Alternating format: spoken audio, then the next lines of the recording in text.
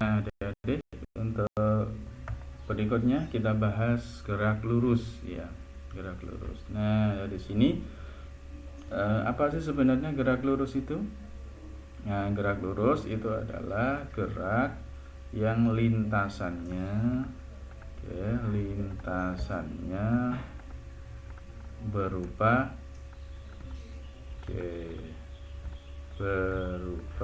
garis lurus. Nah, gitu. Jadi gerak lurus itu adalah gerak yang lintasannya berupa garis lurus. Nah, gerak lurus itu dibagi menjadi dua. Nah, gerak lurus itu dibagi menjadi dua. Oke, yang pertama ada GLB, atau gerak lurus beraturan. Nah, gerak lurus beraturan. Nah, gitu. Kemudian yang kedua, ini ada GLBB. Apa itu GLBB? Yaitu gerak lurus berubah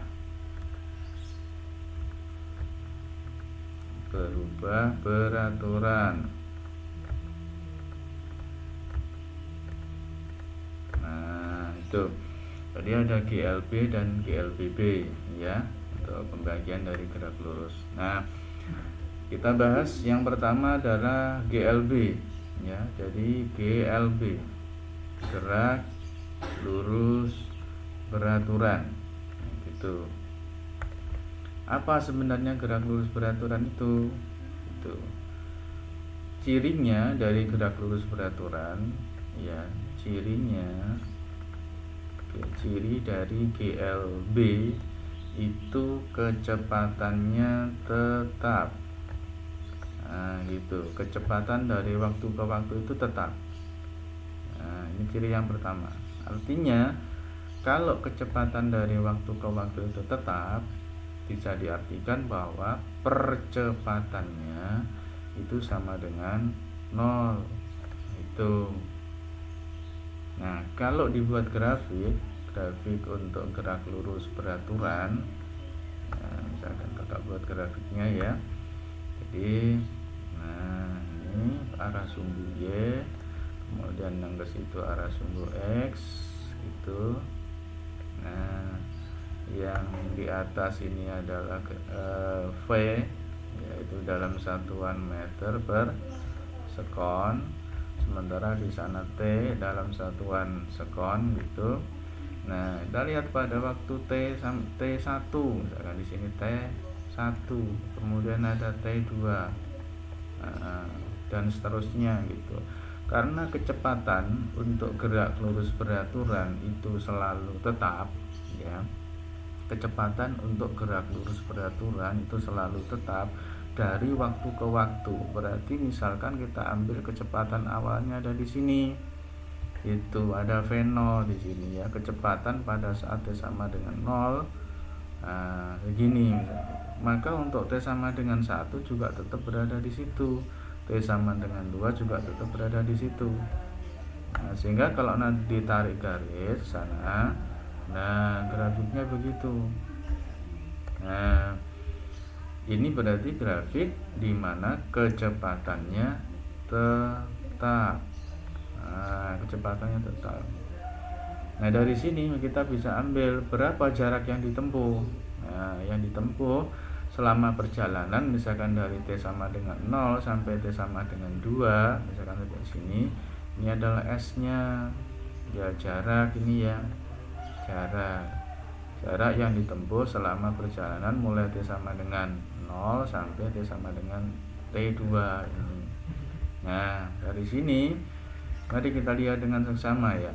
Nah, ternyata di sini ya, bahwa S-nya itu merupakan luasan. Luasan di bawah kurva.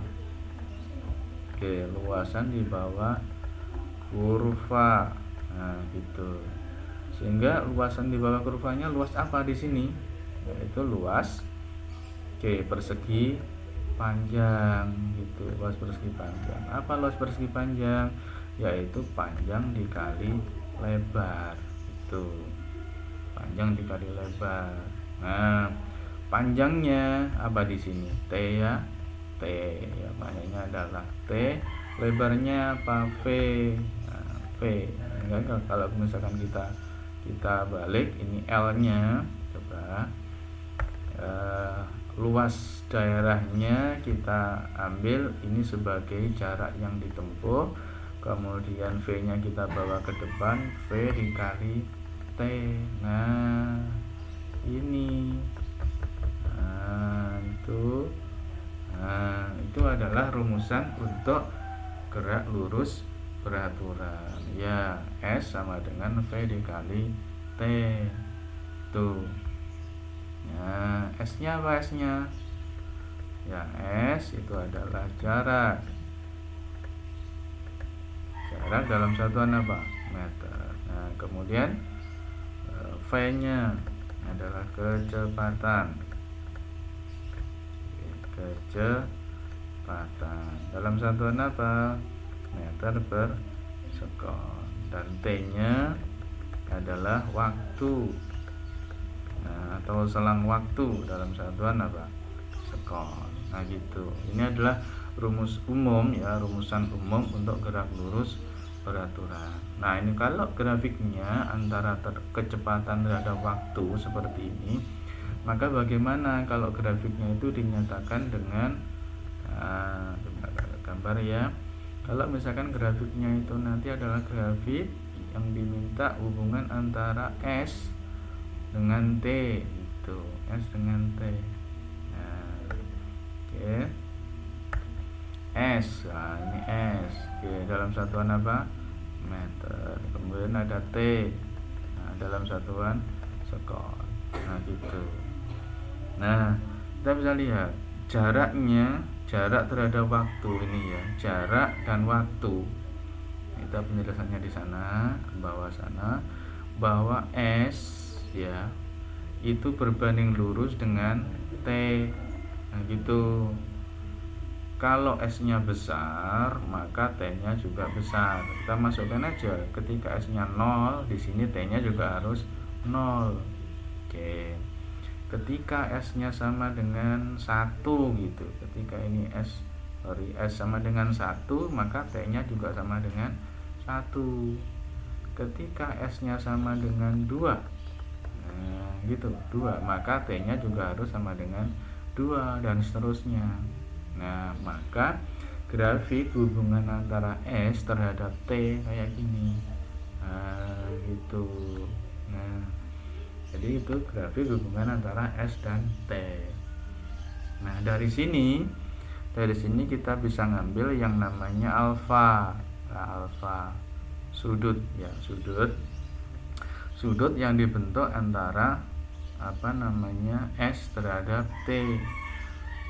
Nah, kalau kita coba lihat di sana, nah itu yang ini adalah sisi datar, yang itu adalah sisi tegaknya gitu, datar dan tegak.